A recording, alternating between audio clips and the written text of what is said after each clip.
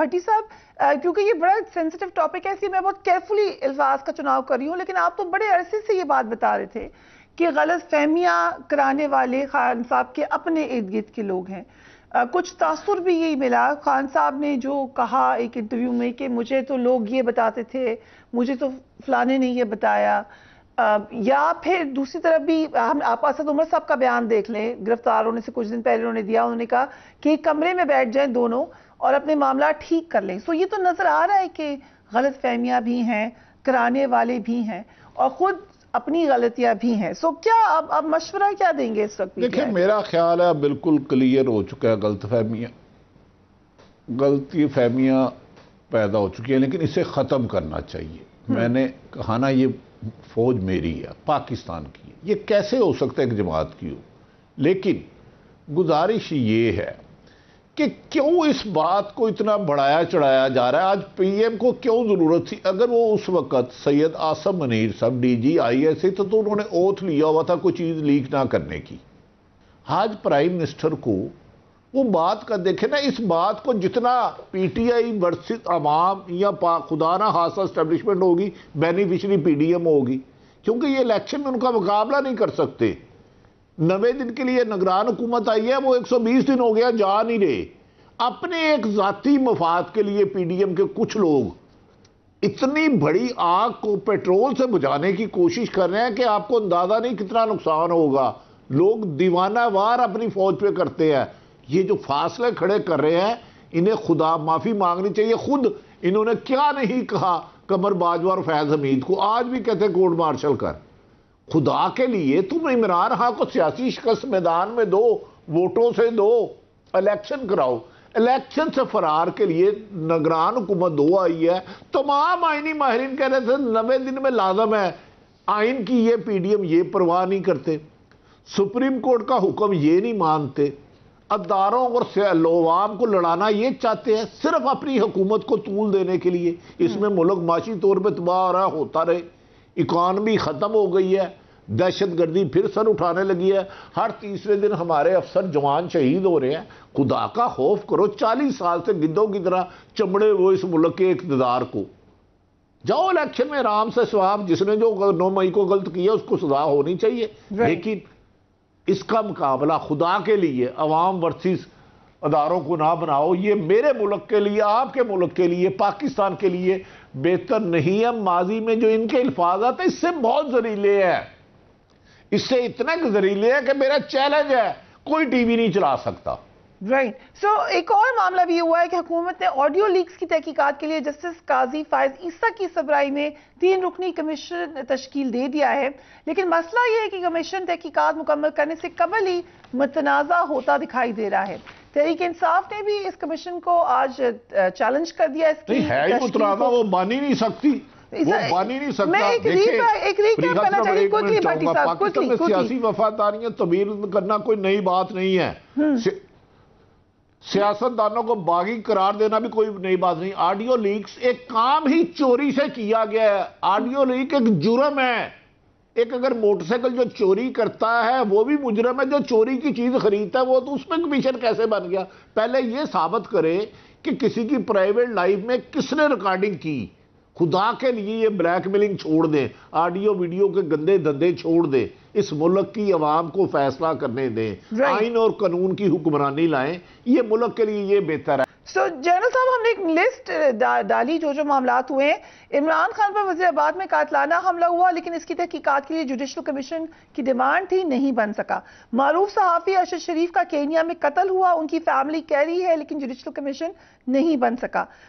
उसके अलावा मुख्तलिफ मामलात की साइफर की तहकीकात के लिए कहा गया था, वो नहीं बन सका।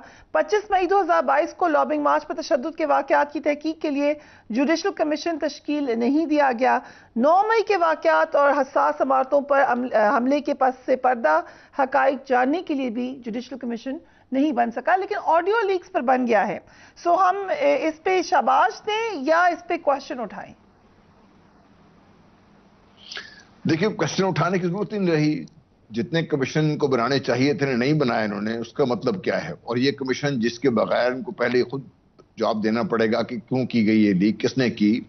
जस्टिस पोसा की इसके ऊपर बड़ी क्लियर जजमेंट मौजूद है। उसकी रोशनी में میرا تو خیال ہے قاضی صاحب اس کو اسکیپ نہیں کریں گے، لیکن جب شروع ہو گئے تو انہوں نے کنٹروورشل تو ہونا ہی تھا.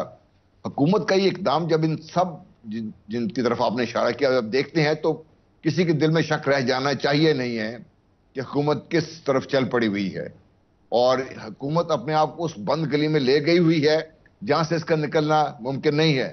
اگر یہ اب جس طرح روز ہم دیکھ رہے ہیں کہ پی ٹی آئی کے لوگ چھوڑ کے جا رہے ہیں، جائیں، جس نے جانا جائے، پی ٹی آئی چھوڑ دے، پی ٹی آئی ختم ہو جائے، سب کچھ ہو جائے، وہ بھی الیکشن کرا کے دیکھ لو نا، مسئلہ کس بات کا ہے.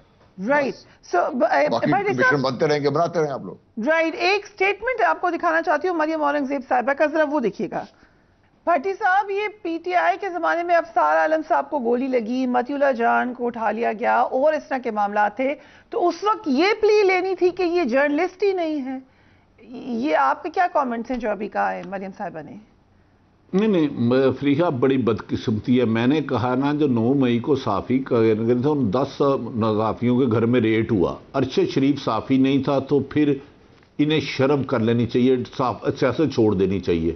سمیع ابراہیم صحافی نہیں ہے، خاور گنبد صحافی نہیں ہے، صابر شاکر صحافی نہیں ہے، ڈاکٹر معین پیرزادہ صحافی نہیں ہے، اور خود عمران ریاض 4 سال مسلم لیگ نون کی میٹ کرتا رہا ہے. میں خود دیکھتا رہا ہوں، پرویز رشید ان کو فون کرتا رہا ہے.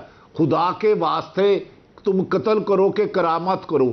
ایک لوگوں کو اغوا کرتے ہو، مارتے ہو، 40-30 پرچے جھوٹے دیتے ہو. صرف یہ بتا دینا اتنے پرچے صابر شاکر پہ، ان پہ، سارا الدین راجہ پہ کس نے کروائے ہیں؟ خدا کا خوف کرو یار. آپ نے ضیاء الحق سے بدترین سول مارشلہ لگایا ہوا، وہ دور اچھا ہوگا اس سے شاید، میں نے نہیں دیکھا، لیکن مشرف دور اس سے کروڑ گنا بہتر تھا. مجھے بتا دینا کتنے صحافی آج اس دور میں کم سے کم 100 پرچے انہوں نے مختلف صحافیوں پہ کرائے ہیں. یار انبلیویبل ہے. ایک غلطی کرتے ہیں، ظلم کرتے ہیں، ناانصافی کرتے ہیں، اوپر سے کہتے ہیں یہ صحافی نہیں ہے. اب صحافی کا NOC انہوں نے دینا ہے ہمیں. رائٹ. صحافت کی تشریح کریں، یہ میرے ساتھ آرگومنٹ کر لیں، میں بتاتا ہوں یہ سیاستدان نہیں ہے. کونسلر کا الیکشن نہیں لڑا آج تک. اور ایک بندہ جو اس نے 15 سال رپورٹنگ کی، جو 10 سال سے پروگرام کر رہا ہے، اس کو کہہ رہے ہیں وہ صحافی نہیں ہے. اگر وہ آپ سے اختلاف کرتا ہے تو وہ ضرور آپ کی اپنی رائے ہے. بھٹی صاحب، سوال تو یہ ہے کہ صحافی ہے یا نہیں ہے، یہ تو بات ہی کی بات ہے. وہ ہے کہاں؟ یہ اصل سوال تو یہ ہے وہ ہے کہاں؟ آپ کو پتہ ہے کدھر ہے وہ؟ اس کو تو کوئی مان ہی نہیں رہا کہ وہ ہے کدھر. یہی تو بدقسمتی ہے جسے chief justice Lahore high court 5 دفعہ آئی جی کو کہہ چکا ہے. آئی جی عثمان انور کہتا ہے کہ مجھے نہیں پتا، تو جیل میں اسے رکھا ہے.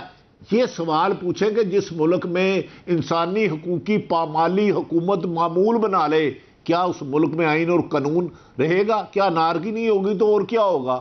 ہائی کورٹ کا چیف جسٹس کے 5 دفعہ کہنے کے باوجود حکومت نے اسے برآمد نہیں کیا. آئی جی پنجاب عثمان انور صاحب نے. اس سے زیادہ اور ظلم کیا کرو گے یار آپ ہماری جانوں پہ؟ اب سب صحافیوں کی جان ہی لے کے آپ کو ٹھنڈ پڑنی ہے تو مار دو سارے صحافی. سو جنرل صاحب، اب وے فارورڈ کیا ہونی چاہیے آپ کی نظر میں؟ دیکھیے الٹیمیٹلی ان کو بیٹھنا پڑے گا، بات کرنی پڑے گی، اور جتنی جلدی ہو جائے وہ ان کے لیے بہتر ہے، پاکستان کے لیے بہتر ہے. جتنا وقت ہم سے گزارتے جا رہے ہیں، پاکستان کی جو پولیٹیکل سٹیبلٹی اب آپ کو روج پہ نظر آتی ہے، یہ بگڑ کے کسی اور شکل نے اختیار کر لی. کوئی یہ ٹھیک ہوگا تو ہی آپ کی اکانومی ٹھیک ہوگی، ورنہ آپ آج $5 ارب نہیں $10 ارب بھی لے کے آ جائیں، اس کنویں میں چلے جائیں گے، پتہ ہی نہیں چلے گا کسی کو. رائٹ. کیونکہ جو کچھ ہو رہا ہے اس وطن عزیز میں اس وقت، اس کی وجہ سے حالات کو ٹھیک کرنا حکومت کی ذمہ داری ہے. وہ تھوڑا جھکنا پڑتا ہے، جھک جائیں. کچھ اگر الیکشن میں تھوڑی ہار جیت تو چلتی رہتی ہے، وہ کل حکومت میں تھے، آج نہیں تھے، آج پھر آ گئے ہیں واپس.